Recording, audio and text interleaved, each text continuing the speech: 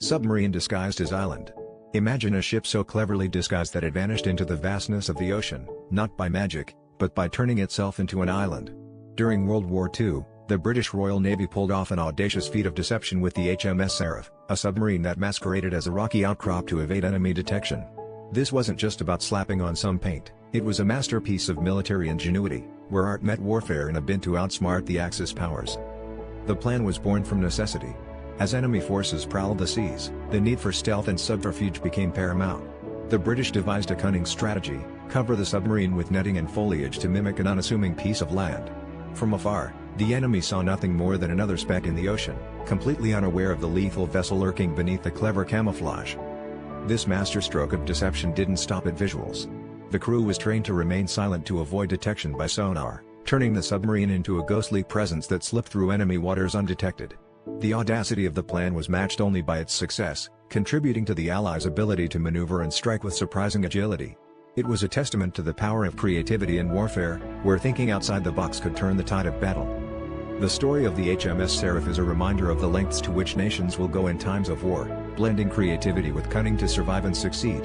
It's a tale not just of survival, but of the relentless drive to innovate under pressure, proving that sometimes, the most outlandish ideas are the ones that carry the day. Oxford University is older than the Aztec Empire. Let that sink in. Established in 1096, Oxford's hallowed halls were already nurturing the minds of scholars when the Aztec civilization was just beginning to form. Meanwhile, across the Atlantic, the Aztecs wouldn't found Tenochtitlan, the heart of their empire, until 1325. This makes Oxford a beacon of learning that predates one of history's most renowned civilizations. Imagine the medieval streets of Oxford bustling with scholars in robes, discussing Aristotle and Euclid, as the Aztec people were still centuries away from constructing their iconic pyramids.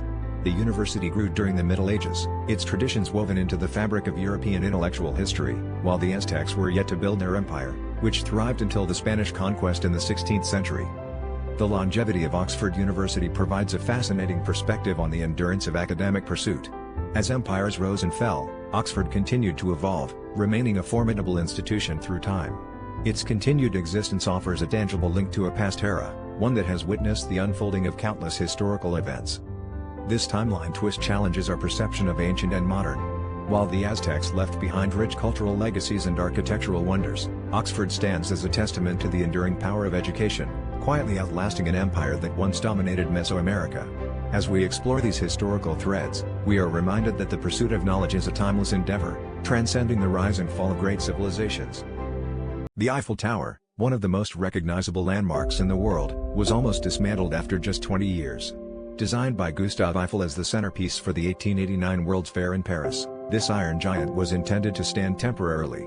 Parisians initially criticized the structure, calling it an eyesore and a blight on their beautiful city. Little did they know, this temporary spectacle would become an enduring symbol of France. In the late 19th century, Paris was teetering on the edge of modernity, and the Eiffel Tower was a bold statement of engineering prowess. Standing at 324 meters, it was the tallest structure in the world at the time. Yet, many locals and artists saw it as a monstrous skeleton overshadowing the city's elegant architecture. Contracts stipulated it could be removed after 2 decades, leading to widespread anticipation of its imminent disappearance. What saved the Eiffel Tower from its fate of deconstruction? Surprisingly, it was not just artistic appreciation but its scientific utility that ensured its survival. Eiffel cleverly repurposed it as a giant radio antenna, demonstrating its value as a communications hub. This practical application won over the French military and government, who saw the strategic importance of the structure during a time when radio technology was rapidly advancing. As the years passed, the Eiffel Tower transformed from a controversial piece of avant-garde architecture into a beloved icon, drawing millions of visitors from around the world. Its initial detractors could hardly have imagined that this temporary structure would come to define the Parisian skyline, forever changing the city's identity. The tower stands today not just as a marvel of engineering but as a testament to the power of innovation and adaptation in preserving history. From ashes to Frisbees. A man who invented the Frisbee became one after he died. Yep, you heard that right. Walter Morrison, the visionary behind the flying disc, ensured his legacy would literally soar through the air in a way only he could have imagined. After his passing in 2010, his ashes were transformed into Frisbees, blending his passion for the iconic toy with his very essence. It's a testament to his lifelong dedication and creativity that even in death, he found a way to play. Back in the 1940s, Morrison and his wife began tossing a cake pan back and forth on the beaches of California. Little did they know that this simple pastime would evolve into a global phenomenon. Originally called the Pluto platter, the Frisbee captured imaginations with its UFO-like design at a time when fascination with space was at its peak. The Wham-O toy company, recognizing its potential, bought the rights and rebranded it as the Frisbee, a nod to the Frisbee Pie Company, whose pie tins were said to have inspired early flying disc games. Walter Morrison's invention became more than just a toy, it sparked the creation of entirely new sports, like ultimate Frisbee and disc golf. It transformed into a symbol of carefree fun, outdoor adventure, and creative innovation. Morrison's decision to have his ashes molded into Frisbees is a fitting tribute to a man whose idea launched millions of joyful flights. It's as if every time a Frisbee is tossed, a part of him is still participating in the game. This unique posthumous tribute highlights how Morrison's legacy continues to touch lives in unexpected ways. The Frisbee remains a timeless artifact of playful ingenuity, and Morrison's story adds a layer of human connection to an already beloved pastime. As Frisbees glide through the air, so too does the spirit of their inventor, reminding us of the joy and creativity that a simple piece of plastic can inspire. Dead jockey's shocking win. Frank Hayes won a horse race while dead. Yes, you heard that right. In 1923, this jockey made headlines not for his riding skills but for his incredible, albeit tragic, victory from beyond the grave. Mid-race, Hayes suffered a fatal heart attack, but somehow his lifeless body remained upright in the saddle, guiding his horse, Sweet Kiss, across the finish line. Imagine the scene, spectators cheering, unaware that the triumphant jockey wasn't alive to revel in his victory. Hayes had never won a race before, making this posthumous triumph even more haunting. His mount, Sweet Kiss, was an underdog with odds stacked against them, yet they pulled off this eerie win together. Despite the shock and sadness that followed, the race officials declared it a legitimate victory. Hayes was forever immortalized in the annals of racing history as the only jockey to win a race while already dead. This peculiar and poignant moment underscores the unpredictability of life and the strange tales that history holds. The story of Frank Hayes and Sweet Kiss is a reminder of how truth can be stranger than fiction. It leaves us pondering the mysteries of fate and the bizarre ways in which some manage to achieve their dreams, even if they're not around to witness it. George Washington was a marijuana farmer. That's right, the first president of the United States grew hemp on his plantation at Mount Vernon. This wasn't just a quirky hobby, it was an essential part of early American agriculture. Hemp was a versatile crop, used for making rope, sailcloth, and even clothing, critical resources for a young nation looking to become self-sufficient. In the 18th century, hemp was like the plastic of its time, indispensable and everywhere.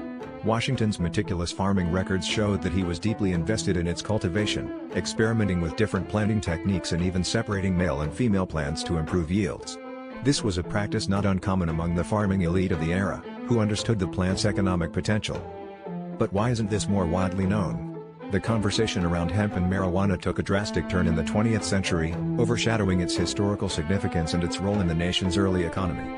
Hemp was eventually lumped together with its psychoactive cousin, leading to its decline and the erasure of its past importance from popular narratives. So, next time you think of George Washington, remember, he wasn't just a military leader and statesman. He was also a forward-thinking farmer who recognized the value of unconventional crops.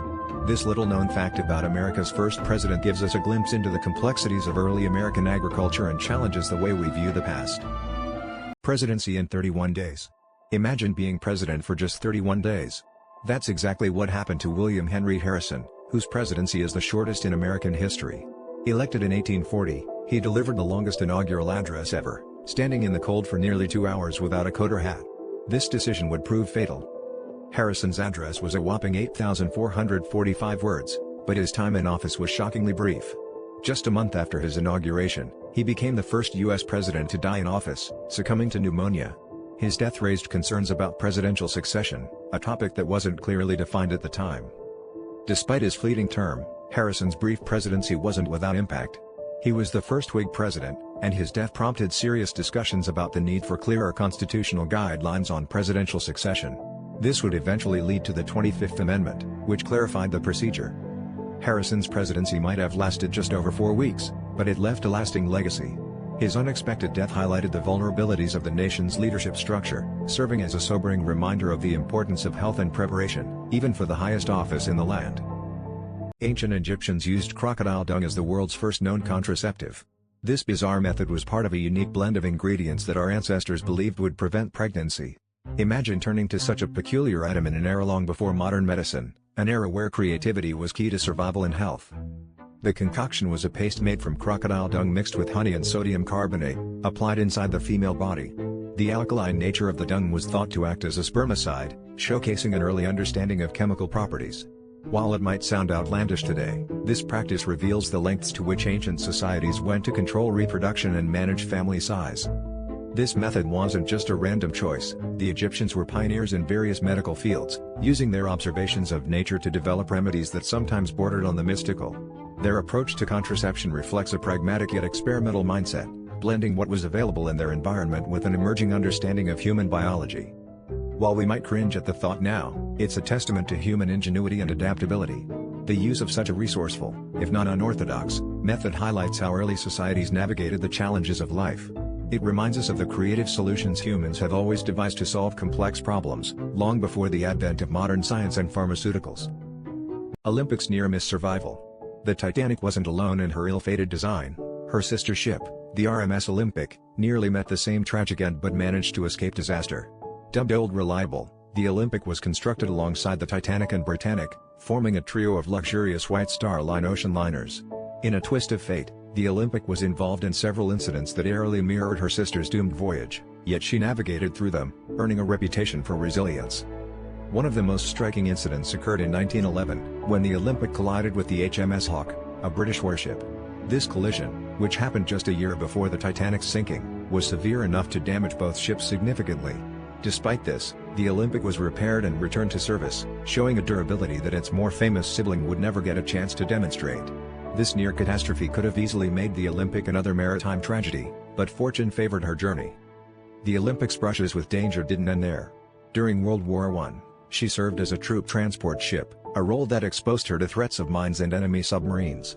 In a daring encounter, she famously rammed and sunk a German U-boat, showcasing a tenacity and luck that seemed almost supernatural. While her sister ships met tragic ends, the Titanic at the bottom of the North Atlantic and Britannic as a casualty of war, the Olympic sailed on, defying odds time and again. Ultimately, the Olympic's longevity and service were a testament to her robust design and perhaps a touch of serendipity. Her story is a fascinating counterpoint to the Titanic's, highlighting how two ships, born of the same ambition and era, could have such divergent fates. The Olympic's legacy, while less mythologized than the Titanic's, is a captivating chapter in maritime history, proving that sometimes, survival against the odds can be just as compelling as tragedy. Knights versus snails. Why? Knights battled giant snails in medieval manuscripts, but why? This bizarre imagery, found in the margins of several illuminated texts, has puzzled historians for years. These whimsical depictions feature fully armored knights locked in combat with oversized, menacing snails, a scene that seems more suited to a fantasy tale than a historical document. The mystery of these illustrations lies not only in their unexpected nature but also in the deeper meanings they might convey. Some scholars suggest these snail battles symbolize the futility of warfare or perhaps mock chivalric bravado. In an era where knights were celebrated for their martial prowess, pitting them against a slow-moving mollusk could be seen as a satirical commentary on the absurdity of certain aspects of knighthood. Alternatively, the snail might represent a formidable and relentless enemy, as snails were often associated with resurrection and steadfastness in medieval symbolism. The marginalia could thus serve as a visual metaphor for enduring hardship or the inevitability of time. Others propose that these images were simply playful doodles by bored monks, adding a touch of humor to the often solemn task of manuscript copying.